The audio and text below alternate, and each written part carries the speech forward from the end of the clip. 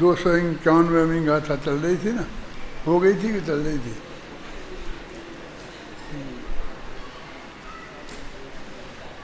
पढ़ो। जोनाणं निर्वेखं सागारणगारचर्यजोत्ताणम् अणुकम्पयोभयारं कुव्वदुले भोजदेव्यप्पो दया से सेवा सदा जो श्रवण श्रावक जनों की करे वह भी अल्प लेपे कहा है जिन मार्ग में। हो गया था ना। अब अगली गाथा नीचे आचार्य जयसेन की 36वीं गाथा, इसे पढ़ो।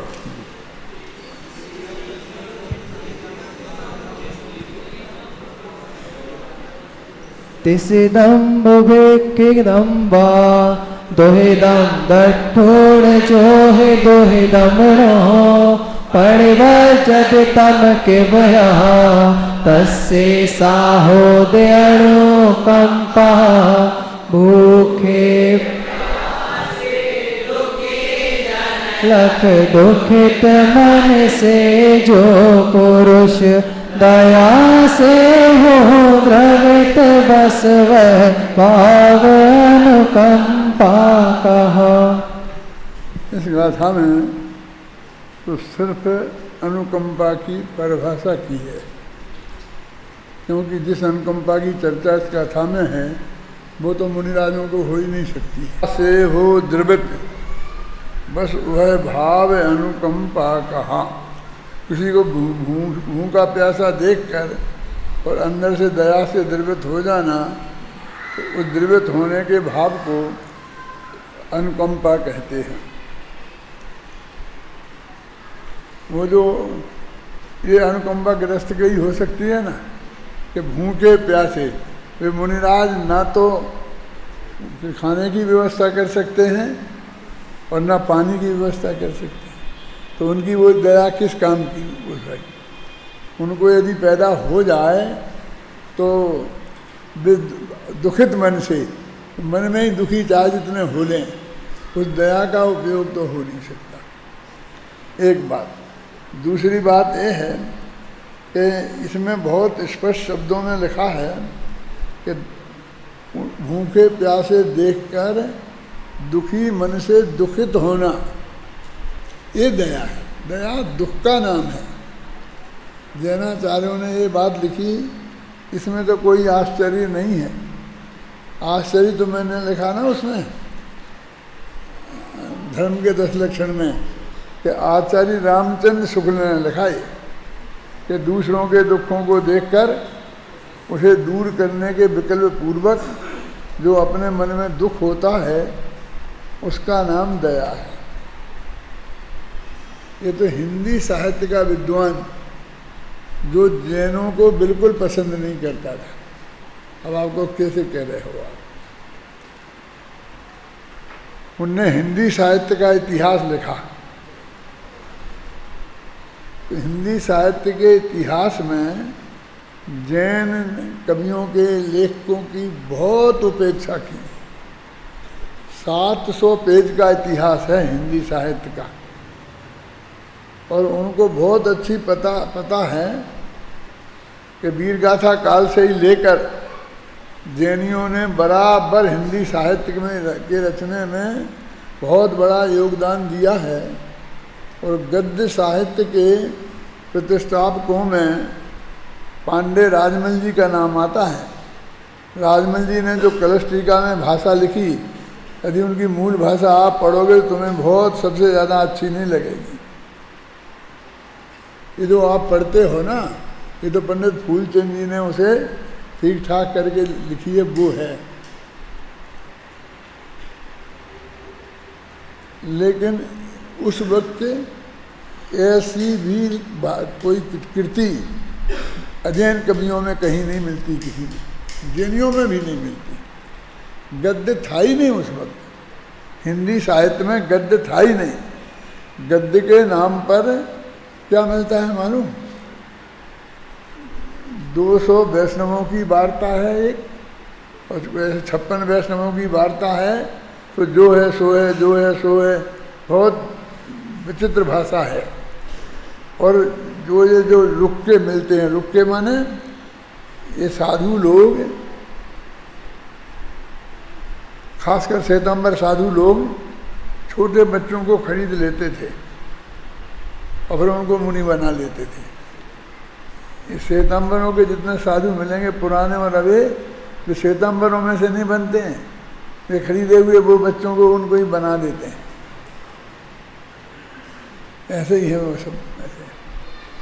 और वो जो उनके रुक्के मिलते हैं कि ये बच्चा 35 रुपये में खरीदा, उस वक्त यही भाव थे। उसे कहते थे कि तेरे बच्चे को हम बहुत अच्छा रखेंगे, खाने पीने की सब बढ़िया व्यवस्था करेंगे, फिर साधु बना देंगे तो सारी दुनिया पूजेगी, विद्वान बना देंगे।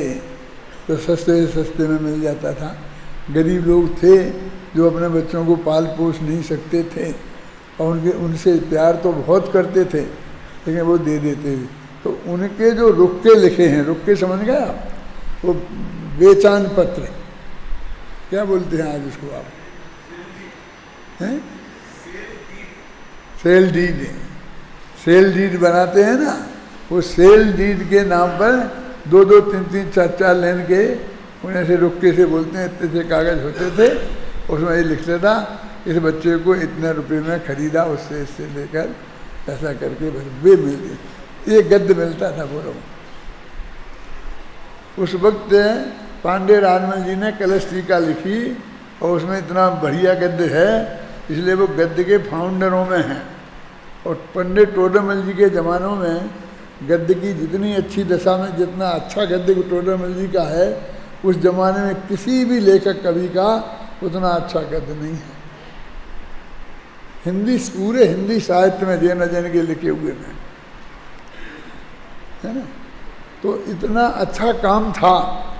और जितने सूर के, तुलसी के जो पद हैं ना, ऐसे ही पद अपने दौलत राम के, भूदर दास के, दयानंद राय के, बुद्धजन जी के, ऐसे सैकड़ों पद हैं। लेकिन इन सब को उनने उपेक्षा की, इन किसी के नाम नहीं दिए। और उनके ज्ञान में थे, नहीं होता पता तो उनने देखे नहीं थे, हम ये मान लेते। लेकिन उनने एक कहकर चर्चा की, ये कहकर चर्चा की कि ये सब धार्मिक साहित्य है, माने सांप्रदायिक साहित्य है, इसलिए इसको हम साहित्य नहीं कह सकते। साहित्य की कोटि में अपने कहते हैं कॉमन होना चाहिए। फिर बाद के मेरे जैसे लोगों ने नहीं, बल्कि उनके हिंदुओं ने भी, जिसमें हजारी प्रसाद द्विवेदी के नाम सुने होंगे आपने, ऐसे ऐसे कई आचार्य विद्वान हुए।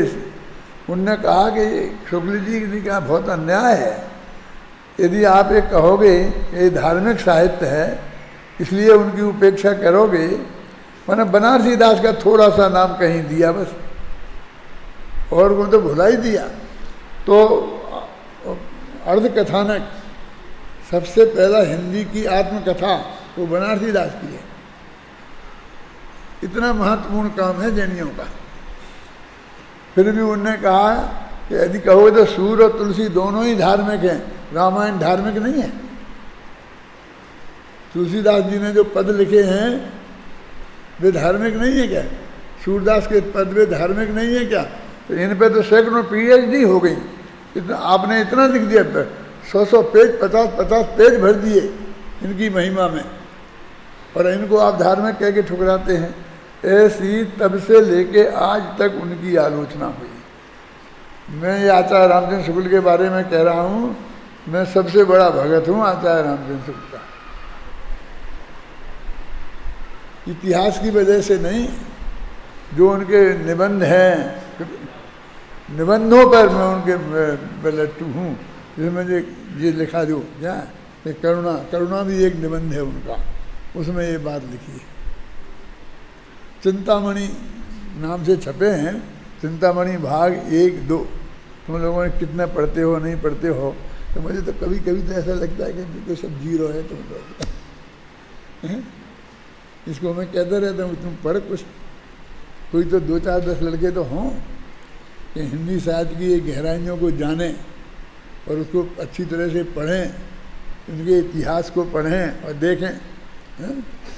और जैनों का लिए अपने में काम जो थोड़ा बहुत किया है वो नाथूराम प्रेमी इनने काम किया है, और 1-2 विद्वान और हैं जैनियों में जिनने इस तरह के काम किए हैं कि जिसकी वजह से थोड़ा जैनियों का नाम हिंदी साहित्य में आया है ना। अभी इस ज़माने में आए तो डॉक्टर हीरालाल जैन जैसे लोग हैं जिन्होंने ये काम किया है। तो ये कह रहा है कि उन्होंने कहा दुखी व्यक्ति को देखकर उसको दुख दूर करने के विकल्प पूर्वक अपनों को दुखी होना उसका नाम दया है। बोलो, रामचंद्र शुक्ल ने भी ले, इसने कभी शायद ये पढ़ लिया हो, यदि पढ़ लिया है और दे दिया तब भी उस पर में बहुत अच्छी बात है, लेकिन बिना पढ़े यदि लिखा है तो बहुत महान है वो। क्योंकि जहाँ इस बात की चर्चा ही नहीं है, और दया धर्म का मूल है और पाप मूल अभिमान, तुलसी दया न छोड़िए जब तक घट में प्राण, ऐसे तुलसीदास के जो भगत हों क्या, और वो आदमी को ऐसा लिखता है। देखो, तो ये तो सिर्फ दया की ये बात है।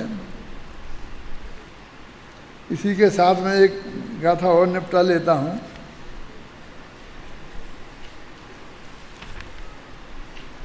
शायद ये इसी में है, इसी को पढ़ता हूँ। देखो,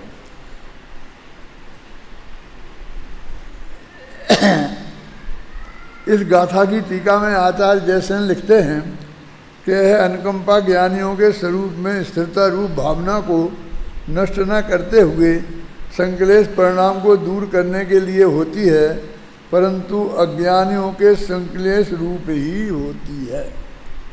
अज्ञानियों की होती है मुख्य रूप से, मैंने बहुत ज़्यादा गहरी दया जिसे बोलते हैं आप।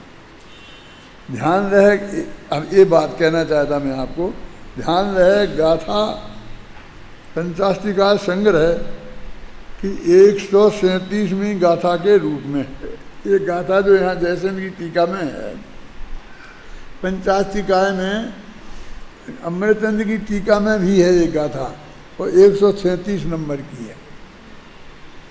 तो वहाँ पर ये आचार्य कुंद ने, अमृतचंद ने इसकी टीका लिखी।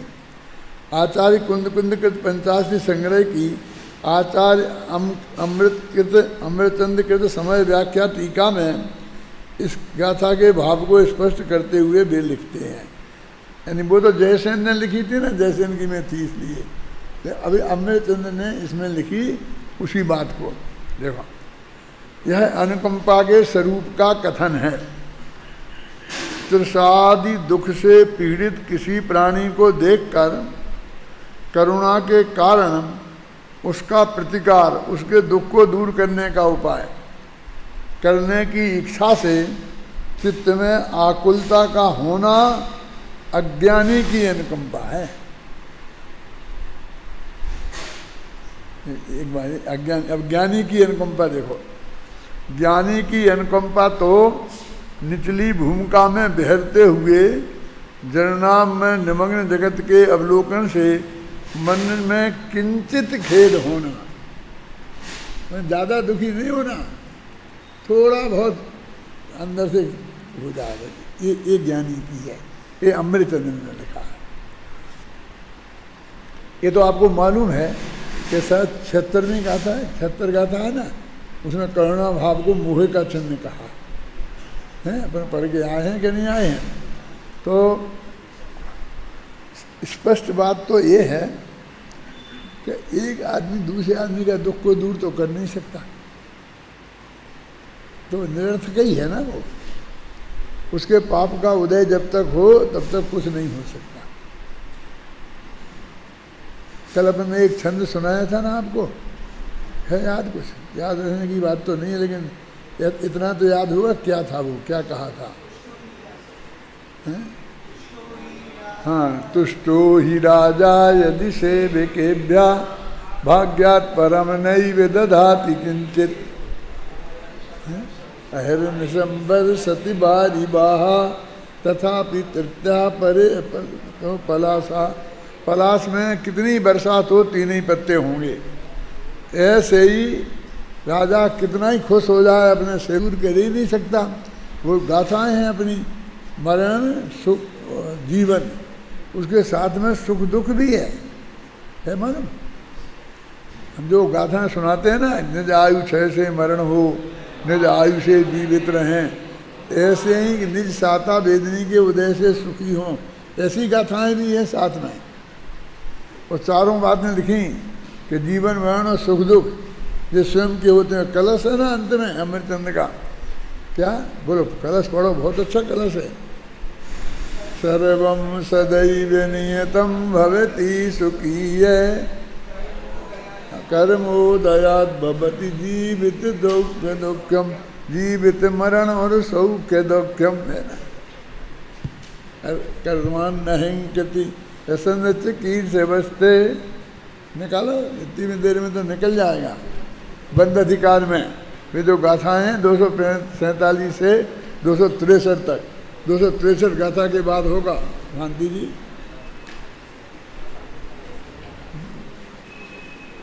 बहुत अच्छे संस्कृत में छंद हैं, हिंदी का अनुवाद भी बहुत अच्छा है, देखो। हाँ पर सुनो। सर्वं सदैव नियतं भवति स्वकीय कर्मोदयान्मरण जीवित दुःख सौख्यम् अज्ञानमेतदिह यत्तु परस्य कुर्यात् पुमान्मरण जीवित दुःख सौख्यम् अज्ञानमेतदधिगम्य परात् परस्य पश्यन्ति ये मरण जीवित दुःख सौख्यम् कर्माण्यहङ्कृतिरसेन चिकीर्षवस्ते मिथ्यादृशो नियतमात्महनो भवन्ति। आत्महत्यारा का आत्महत्यारा पढ़ो, हिंदी पढ़ो, हिंदी ध्यान से सुनना तुम सब लोग। हिंदी का पद्यानुवाद है इन्हीं छंदों का, बिल्कुल अक्षरशः। जीवन मरण अर दुख सुख सब प्राणियों के सदा ही अपने कर्म के उदय के अनुसार ही हो नियम से करे कोई किसी के जीवन मरण अर दुख सुख विविध भूलों से भरी मान्यता अज्ञान है। करे कोई किसी के जीवन मरण अर दुख सुख मानते हैं जो पुरुष अज्ञान में इस बात को कर्तृत्व रस से लबालब है। अहंकारी वे पुरुष भव भव में मिथ्या मते और आत्मघाती वे पुरुष। आत्मघाती लगे ना, आत्महत्यारे हैं, आत्मा की हत्या करने वाले हैं। बोलो क्या है, कितना कठोर लिखा है अमृतचंद्राचार्य ने। इस प्रकरण को पढ़ना अच्छी तरह से, ध्यान से देखना। खेमचंद भाई थे, एक बहुत बड़े विद्वान थे, गुरुदेव के पास रहा करते थे। तो वो आते थे हिंदी प्रांत में प्रवचन करने के लिए। तो हिंदी प्रांत में ज़्यादातर वो प्रवचन करते थे। तो एक प्रश्न करते थे लोगों से कि एक आदमी प्यास से मर रहा है और मुनिराज की कमंडलू में भरा हुआ है पूरा बढ़िया पानी।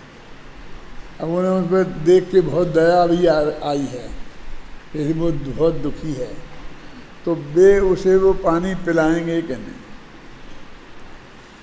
देखो ये जो प्रश्न है ना, सब लोग समझते हैं कि नहीं यही, सब लोगों को यही कहेंगे कि फिर तो पिला देंगे, और नहीं पिलाएंगे तो कैसे दुष्ट हैं।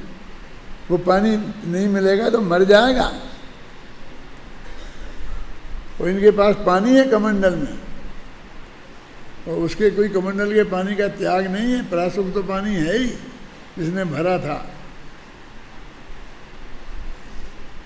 तो लोग कहते हैं ये जवाब देंगे कि नहीं पिलाएंगे। अब एकदम अकड़ के बोलते हैं नहीं पिलाएंगे। तो क्यों नहीं पिलाएंगे? कि जिनागम में आज्ञा नहीं है, शास्त्र में ये लिखा है कि वो नहीं पिला सकते। तो वो कहते थे लहजे के साथ में, अरे गुलाम मार्गी, ऐसा सुना। क्यों? तो गुलाम मार्गी है, क्योंकि शास्त्र में लिखा है इसलिए नहीं पिलाएंगे। मैंने शास्त्र की गुलामी में फंसा है तू, तुझे दया आ रही है, तेरे पास पानी है, वो मर रहा है और पिलाता नहीं है कि शास्त्र में नहीं लिखा। तो फिर क्या कहते थे कि नहीं, उनको दया ही नहीं आएगी। क्या क्या कह दो, और ज़्यादा बुरे हो गए, निर्दयी हो गए, क्योंकि उनकी मान्यता ऐसी है ही नहीं कि कोई जीव इस जगत में भूख और प्यास से दुखी होता है। उनका तो एक ही मान्यता है कि सारा जगत मिथ्यात्व के कारण ही दुखी है, अज्ञान के कारण ही दुखी है, असंयम के कारण ही दुखी है। तो उन्हें सम्यक दर्शन ज्ञान चारित्र करने का उपदेश देने का भाव आएगा। भगवान आत्मा ज्ञान का घनपिंड आनंद का ये समझाने का भाव आएगा। तो वो कहे उसे तो प्यास लग रही, वो मर रहा है और तुम्हें आत्मा दिख रहा है। लेकिन वो मानते ही नहीं है उन ऐसा, उनके चित्त में से वो बात निकल ही गई, ज्ञानी के चित्त में से भी निकल गई, लेकिन वो रटन नहीं हुआ ज्ञानी के। उनको तो रटन हो गया ना, एकदम बहुत अंदर से बहुत गहराई से ये बात आ गई क्या कि इससे कोई दुखी है ही नहीं, रोटी कपड़ा और मकान के कारण। इसलिए उनको दया आएगी तो दया का स्वरूप ये होगा। तो उन्हें यदि उसका इलाज करने का भाव आएगा तो उपदेश देने का भाव आएगा। क्या?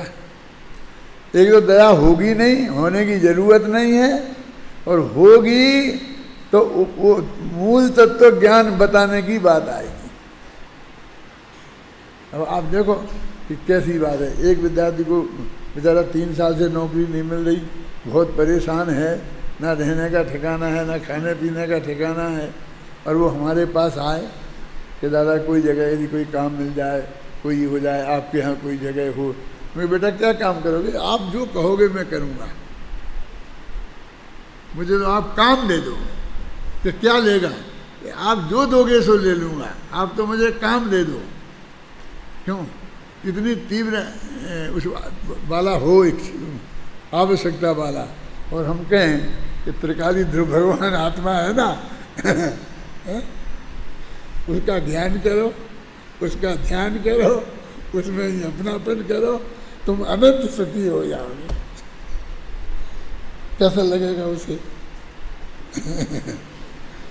कैसा लगेगा किसी को? अपने जैन शास्त्रों में लिखा है शांति जी कि पहले उसे वो पानी पिलाना, भोजन कराना, थोड़ा उसके मतलब की प्रेम की बात करना कि कोशिश करते हैं, देखते हैं कहीं तेरे लायक काम हो तो, और फिर आत्मा की देखो बेटा इससे कोई दुखी नहीं होता, ये तो तुम्हें हो ही जाएगा, लेकिन फिर तुम आत्मा की बात बताओ। तो वो ध्यान से सुनेगा भी और अपनाएगा भी। तो इसलिए उतनी बात की आज्ञा जनागम में भी है, लेकिन वो आज्ञा हमें है, मुनिराज को नहीं है कि तुम पहले पानी पिला दे उसे और फिर उपदेश देना। नहीं नहीं नहीं हो सकता, मुनिराज को नहीं आ सकता वो बात। क्या ऐसा नहीं कि शास्त्र की आज्ञा नहीं है, क्योंकि वो अंदर से इतना वो हो गया है कि पानी की कमी से कोई दुखी होता ही नहीं है। ये जब मैं वो पूजन लिख रहा था ना, तब मेरे सारे तर्क आ रहे थे। कौन सा लिख रहा था? नरकों में भोजन बिन नरकों में जीवन, भटकेर मन जो मरता है, और तुम भोजन बिन अक्षय सुखमय। क्या समझ में आई ना? वो पंक्तियां वैसी नहीं लिखी गई हैं कि इस गाथा में अनुकंपा का स्वरूप स्पष्ट करते हुए उसे दुख रूप बताया गया है। दूसरे प्राणी के दुख को देखकर अपने हृदय में जो दुख होता उसे दूर करने का जो भाव तो मैंने जब वो लिखा ना, वो कौन से लेख में है, धर्म के 10 लक्षण में, तो आचार्य रामचंद्र शुक्ल का उदाहरण दिया मैंने कि उनने ऐसा लिखा है। उस वक्त मुझे ये ख्याल में नहीं आया, अब मैंने पढ़ा था कि नहीं पढ़ा था, नहीं तो मैं एक कोटेशन जरूर देता हूँ, लेकिन आचार्य रामचंद्र शुक्ल का ख्याल आया तो उसको मैंने दिया। उसमें कौन से में है, कौन बताएगा? मेरे को भी ख्याल में नहीं आ रहा। उत्तम क्षमा में है क्या?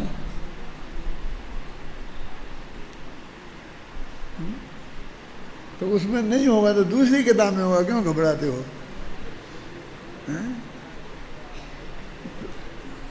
चलो देखो, 191वीं गाथा की प्रवृत्ति के विषय में विभाग की बात आरंभ की थी।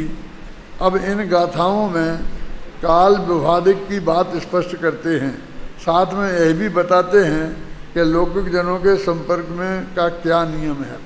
देखो ये बीच में बात आ गई ना करुणा की, उन्हें करुणा की एक गाथा लिख दी, वैसे ना वहाँ कोई ज़रूरत नहीं थी इसकी, कोई प्रकरण नहीं था, तो अपन ने उसका अर्थ किया। अब पंचाशती काल में वो गाथा है, वो आपको दी, अब फिर लौट के वहीं आ जाओ।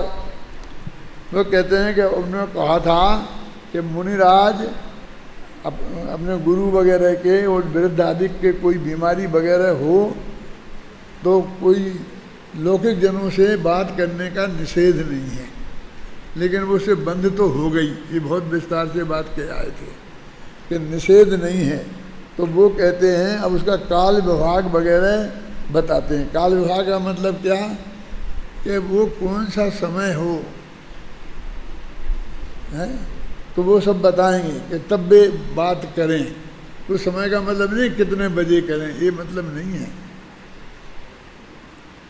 वो इतने अधिक बीमार हों कि मरने की नौबत आ गई हो, ऐसा नहीं कि थोड़ी सी प्यास लग रही और अब उसके पूछें, ऐसा नहीं। आगे पढ़ते हैं, पढ़ो गाथा पढ़ो, 152वीं, 52 53वीं, 252 53वीं। रोगेण वा क्षुधाये तन्हाये वा समेण वा रूढं दिट्ठा समणं साहो अणिवज्जदु आसक्ति वेचा वच्चनिमित्तं गिलाण गुरुबाल बुड्ढ समणाणं लोकजन संभासा ननिन्ददा वासो वजुदः एषा पसत्थ बोधा समणाणं वा पुणोगरथाणं चर्या परेत्य भणिदा ताएव परम लहदिशोकम् श्रम रोग भूख प्यास से आक्रांत है जो श्रवण जन, उन्हें लख कर शक्ति के अनुसार वही व्रत करो। ज्ञान गुरु अर व्रत बालक श्रवण सेवा निमित्त से निंदित नहीं, शुभ भाव में संवाद लौकिक जनों से प्रशस्त चर्या श्रवण के हो गौण के तो ग्रही जन के मुख्य होते हैं सदा, वे उसी से सुखी हो। इसमें बहुत बातें हैं मार्मिक, पहले अर्थ पढ़ लेते हैं। रोग 4 चीज़ें बताई ना इसमें, रोगेण क्षुधाय भूख से, तन्नाए प्यास से, और समेण है ना भूख प्यास रोग और श्रम से, समझे ना। आक्रांत जो श्रवण जन हैं उनको नीचे गाथा में लिखा है, उन्हें देखकर शक्ति के अनुसार वैयावृत्ति करनी चाहिए। और गिलान गुरु वृद्ध बालक, अब ये 4 की जगह यहाँ 5 हो गए। कौन कौन से 4 कौन थे? एक गिलान माने थके हुए बीमार, और गुरु वो वृद्ध और बालक। तो वो कहते हैं वृद्ध और बालक हैं, वो थके हुए हैं, वो बीमार हैं, इन चार थे पहले, तो इन चार की सेवा करना चाहिए यदि वे शुद्धोपयोगी हैं तो। भले ही अभी शुभोपयोग के काल में हैं, लेकिन वे शुद्धोपयोग माने छठवें सातवें गुणस्थान में भूलने वाले संत होना चाहिए। जो मैं कह रहा था ना, काल का मतलब क्या, काल का मतलब सुबह शाम दोपहर नहीं। काल का मतलब ये है कि जब वे शुभ भाव के काल में हों, जब वे शुद्धोपयोग में हों, तो शुद्धोपयोग छोड़कर करने की तो कोई ज़रूरत ही नहीं है, कुछ भी हो रहा हो। समझ गए आप? अभी वो मैं शब्द का प्रयोग करना नहीं चाहता हूँ, मतलब बड़े से बड़ी घटना हो रही हो, प्राण भी निकल के जाने वाले हों, तो भी शुद्धोपयोग छोड़कर तो किसी को कुछ करने की जरूरत नहीं। शुभ भाव के काल में, काल का मतलब ये हम काल बता रहे हैं, क्या परमात्मा सुन जाए ना। अब देखो, रोग से, क्षुधा से, तृषा से और श्रम से आक्रांत श्रवण को देखकर साधु अपनी शक्ति अनुसार वैयावृत्ति करें। रोगी, गुरु, बाल, वृद्ध श्रमणों की सेवा के निमित्त से शुभोपयोग युक्त लौकिक जनों के साथ बातचीत भी निंदित नहीं है। अब जरूरत पड़े तो लौकिक जन जो है ना, माने गृहस्थ लोग हैं, उनसे बात करें ज़रूरत, क्योंकि वे तो वैद्य डॉक्टर हैं नहीं, तो कहीं भी किसी वैद्य से पूछो ऐसी बीमारी हो जाए तो इसको तो कुछ होना चाहिए ना, तो उससे वो, लेकिन वो कहते हैं वो ही बात करें। वही बात माने वो बीमारी के संबंधी जो बात करनी है वही, और दुनिया भर की गप्पें लगाना शुरू नहीं कर दें। और दूसरे वो जो छठवें सातवें गुणस्थान वाले हैं उनके ही लिए करें।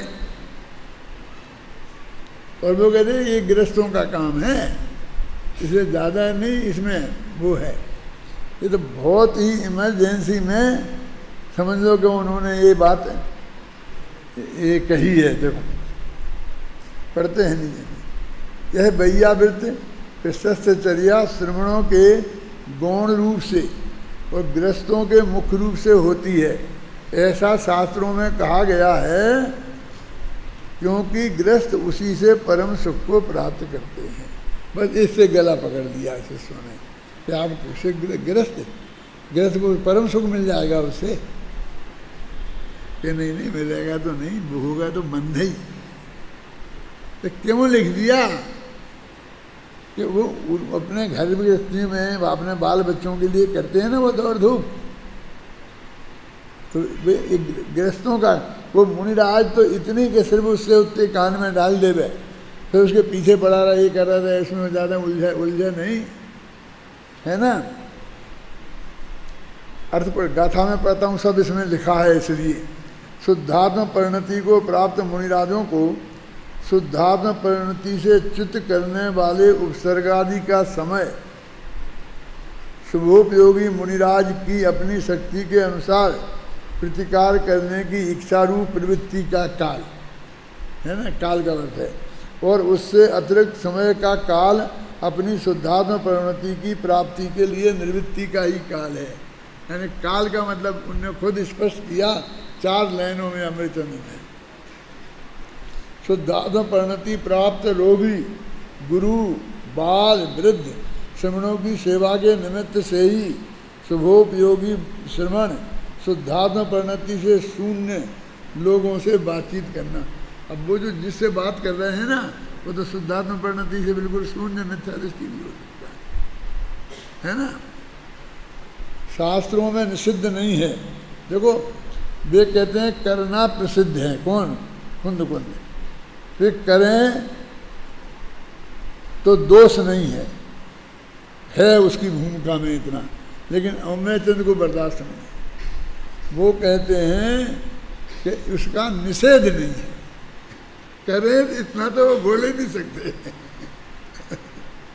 नहीं, उसका निषिद्ध नहीं है, किंतु अन्य निमित्त से भी प्रसिद्ध हो ऐसा नहीं है। साथ में ये और लगा देते हैं, तो इतनी बात हो तो ही कर सकते हैं। फिर किसी को भी हो और वो कहने लग जाए, ये नहीं चलेगा। किसी भी काल में और किसी भी चाहे जो इसके व्यक्ति के, वो ज्ञान वृद्ध साधु हो, ये कौन, वो 6वें 7वें गुणस्थान वाले, इनमें भी वृद्ध बालक सब हो सकते हैं लोग। और इसमें भी प्रश्न किया है, देखो अभी आगे करेंगे।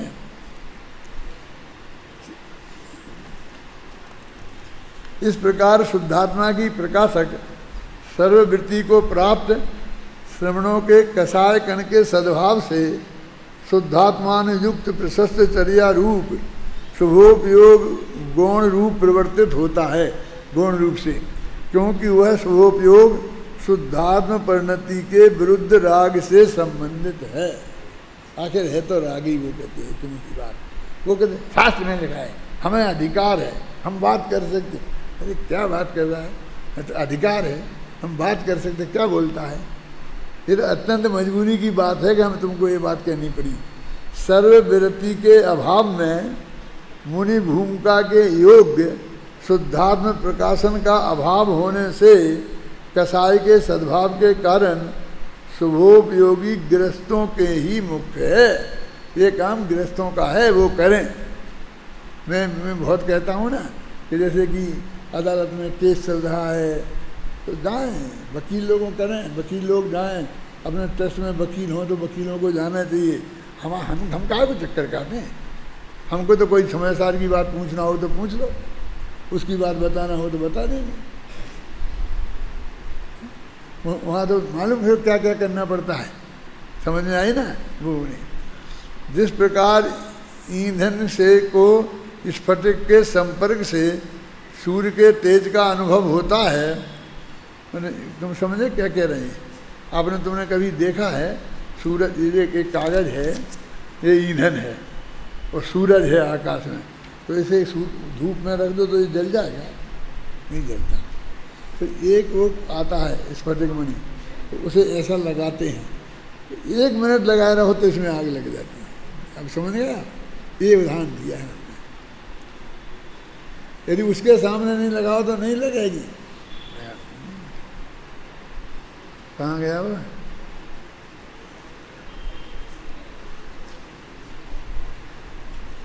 जिस प्रकार ईंधन को स्फटिक के संपर्क में सूर्य का तेज अनुभव होता है, उसी प्रकार गृहस्थ को राग के संयोग से शुद्धात्मा का अनुभव होता है। इसलिए वह शुभोपयोग कर्म सा निर्वाण सुख का, मान परंपरा से सुख का कारण, एक कह दिया ना हमने कि सब गृहस्थों को सुख का कारण है, तो इसलिए कह दिया है ना, समझ में आई ना। क्योंकि उसको शुद्ध परिणति है, वो गृहस्थ भी जो कह रहा है। अब जरा इन गाथाओं का भाव को स्पष्ट करते हुए आचार्य जयसेन लिखते हैं, शुभोपयोगी मुनिराज आत्मस्तर को नष्ट करने वाले रोग, माने वो उसका धर्म कर्म पूरा तरह से उससे भ्रष्ट हो रहा हो तो ही करे। जरा सा सिर दर्द हो रहा हो, तुम कहते कहते भैया देखा सिर दबाओ, तुम्हारे पास वो है ना, क्या क्या लगाते हैं सिर में, बाम है क्या, बाम ले आओ, जल्दी ले आओ, दौड़ के जाना। मुनिराज बोल नहीं सकते, जो खुद हिरिया समिति से पूर्वक चलते हैं वो कैसे कह सकते हैं कि दौड़ के जाना। समझ में आए ना। अब तुमसे कह रही बारीक बातें निकाल, बारीक बातें नहीं हैं, सत्य बातें हैं। इन गाथाओं के भाव को स्पष्ट करते हुए आचार्य जयसेन लिखते हैं कि शुभोपयोगी मुनिराज आत्मस्थिरता रूप भावना को नष्ट करने वाले रोग आदि के प्रसंग में वैयावृत्ति करते हैं, शेष समय तो अपना अनुष्ठान करते हैं, उन्हें अपने आत्मा का ध्यान करते हैं। जब कोई शुभोपयुक्त आचार्य सराग चारित्र लक्षण शुभोपयोगियों की अथवा बीताग चारित्र लक्षण शुद्धोपयोगियों की वैयावृत्ति करते, यानी चाहे 7वें गुणस्थान वालों की करें चाहे 6वें वालों की, उस समय उस वैयावृत्ति के निमित्त से लौकिक जनों से संभाषण करते हैं, शेष समय में नहीं, ऐसा भाव है। जब कोई मुनिराज अन्य मुनिराजों की वैयावृत्ति करते हैं तो शरीर से निर्दोष वैयावृत्ति करते हैं।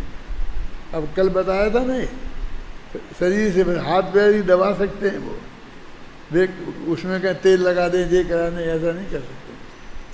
और वचन से धर्मोपदेश रूप वैयावृत्ति करते हैं। ये भी वैयावृत्ति है, वो जो समझा रहे उस वक्त। औषधि अन्न पान आदि गृहस्थों के अधीन है, इस कारण वैयावृत्ति रूप धर्म गृहस्थों के मुख्य मुनियों के गौण है। क्योंकि वो तो खाना पीने की व्यवस्था तो वो करेंगे, वो तो कह भी नहीं सकते किसी गृहस्थ को आपको क्या। अब यहाँ प्रश्न देखो, ये प्रश्न भी बहुत मार्मिक है। यहाँ प्रश्न हो सकता है कि रोगी बाल वृद्ध मुनिराजों के साथ गुरुओं को लेना ठीक नहीं है। क्या कहेगा? तुमने गुरु जी काय को जोड़ दिया साथ में? गुरु जी की भी सेवा करो, रोगी की करो, थके हुए की करो, वृद्ध की करो, बालक की करो। गुरु जी तो नहीं है ना, न रोगी हैं, न वृद्ध हैं, न बालक हैं, न थके हुए हैं। क्योंकि रोगी बाल और वृद्ध मुनिराज तो असक्त हैं, पर गुरुजन तो असक्त नहीं है। इस प्रकार का विकल्प आचार्य जयसेन को भी रहा होगा। यही कारण है कि उन्होंने विकल्प के दूसरे अर्थ में गुरु का अर्थ स्थूल का किया है। तो गुरु है ना मोटा ताजा, तो ज़्यादा मोटा ताजा हो जाता है ना, उससे भी चलते फिरते नहीं बनता है। मोटापा भी एक बीमारी है। जयसेन ने उसका अर्थ कि अधिक वजन वाले का ऐसा अर्थ किया। अने वो गुरु जी पे भी इतनी कृपा नहीं है कि रहने दो भाई, गुरु जी को तो रहने दो कम से कम, क्योंकि काय की स्थूलता भी एक बीमारी है, आसक्ति है। इस प्रकार इन गाथाओं में यह अत्यंत स्पष्ट रूप से कही गई है कि शुभोपयोगी मुनिराज बिना कारण सदा ही दूसरे मुनिराजों की सेवा में नहीं लगे रहते, अपितु जब कभी किसी शुद्धात्म परिणति प्राप्त मुनिराज को स्वस्थ भाव को नाश करने वाला विशेष रोग हो, स्वस्थ भाव को जबकि उनको भाव मन में नहीं लगे अंदर में, तब उस समय शुभोपयोगी संतों को उनकी सेवा करने का भाव आता है। उनकी सेवा करने रूप यथायोग प्रवृत्ति भी होती है। शेष काल में तो वे शुद्धात्म परिणति प्राप्त करने के पुरुषार्थ में संलग्न रहते हैं। स्पष्ट है। अब शुद्धात्म परिणति को प्राप्त रोगी गुरु बाल और वृद्ध मुनिराजों की सेवा के निमित्त से ही वे शुभोपयोगी संत शुद्धात्म परिणति शून्य लोगों से बातचीत करते हैं। अन्य किसी कारण से वे उनसे बातचीत नहीं करते। मतलब शुद्धात्म परिणति मैंने सम्यक दृष्टि हो नहीं हुए तो उससे वे कोई बात नहीं करते। वो सामान्य उपदेश देवे, सामान्य सुन के चला जाए, एक एक से बात नहीं करते और किसी काम के लिए बात नहीं करते। वस्तुतः बात यह है कि वैयावृत्ति के शुभ भाव और तदनुसार प्रवृत्ति मुख्य रूप से ज्ञानी गृहस्थों में पाई जाती है। शुभोपयोगी संतों के जो वह गौण रूप से ही कही है। सम्यक दृष्टि श्रवण और सम्यक दृष्टि श्रावक दोनों को श्रद्धा की अपेक्षा से शुद्धात्मा का आश्रय समान ही है। देखो, किंतु चारित्र अपेक्षा मुनिराजों को शुद्धोपयोग की मुख्यता है और गृहस्थों को शुभोपयोग की मुख्यता है। यही कारण है कि दवाई आदि के लिए सामान्य जनों से संपर्क करने का भाव और तदर्थ प्रयास जितना गृहस्थ को सहज है उतना संतों को सहज नहीं। विगत गाथाओं में शुभोपयोगों के द्वारा की जाने वाली वैयावृत्ति का स्वरूप स्पष्ट करके अब इन गाथाओं में यह स्पष्ट करते हैं कि कारण की विपरीतता से फल की विपरीतता होती है। गाथाओं का प्रधानवादी पढ़ो गाथाएं। रागोपसथ भूदो वत्तु विशेषेण फलद विपरीतम लाड़ा भूमिगदाण है बीजाणव सस्य कालम ही छदुमथ वेद वत्थुसु वदने मज्जयण जाण दाण रदो नालहद अपण भावम भावम साधपगम लहदे अविदित परमथे सुय विषय कसायाधिकेषु पुरुषेषु जुट्ठम कदम वदत्तम फलति कुदवेषु मणोवेषु एक विद का बीज विद विद भूमि के संयोग से विपरीत फल शुभ भाव दे बस पात्र के संयोग से अज्ञानियों से मान्य व्रत तप देव गुरु धर्मादि में रत जीव बांधे पुनः नर मोक्ष पद को नालहे जाना नहीं परमार्थ और रत रहे विषय कषाय में उपकार से वादान दे तो जाय को नर को देव में। ये कह रहे हैं कि एक बीज बिल्कुल एक प्रकार का है, लेकिन जिस भूमि में डालते हैं उस भूमि के संयोग से, भूमि की वजह से उनमें जो फल आते हैं वो अलग अलग आते हैं। एक आम का एक ही पेड़ के 10 आम के बीज हैं और हमने एक जगह लगाए तो बहुत बढ़िया पेड़ आया, उसमें बहुत बढ़िया आम आए। दूसरी जगह लगाए तो बहुत छोटे छोटे और खट्टे आम आए। ऐसा हो जाता है क्यों? नहीं तो अपन कहते हैं ना ये फला चीज़ तो वहीं पैदा होती है, देश के उस हिस्से में पैदा होती है, इस हिस्से की ज़मीन इसके काबिल नहीं है।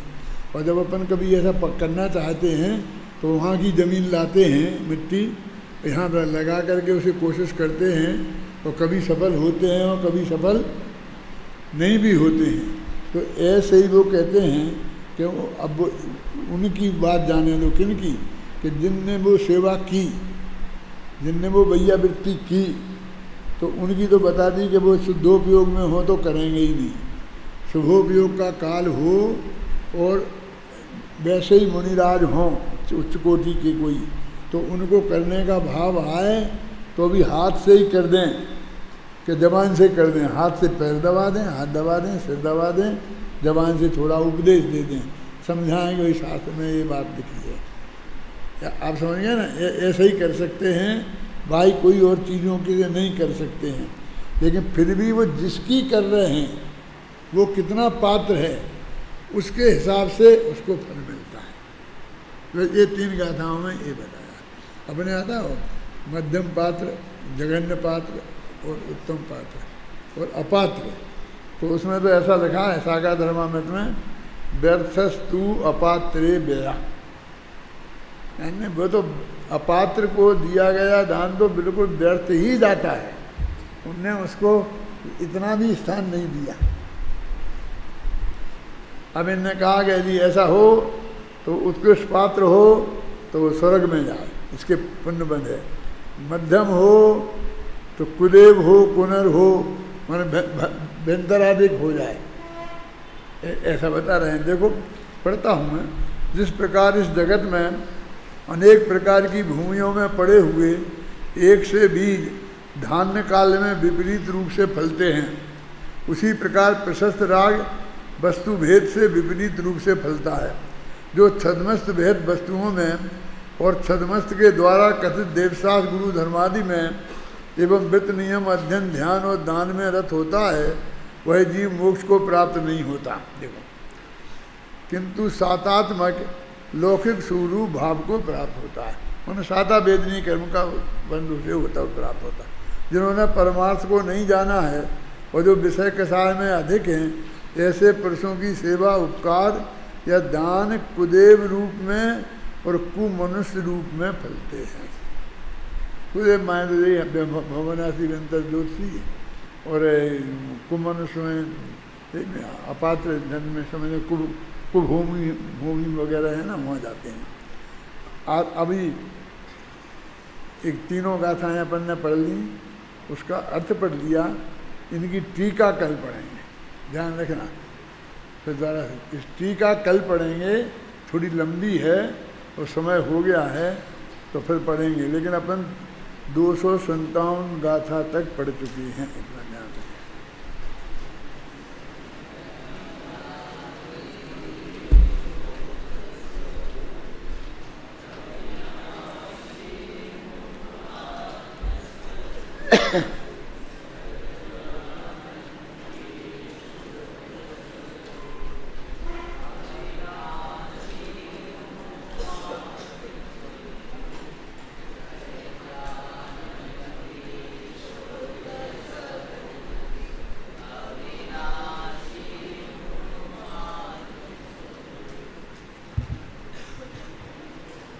निज निधि निज में बता,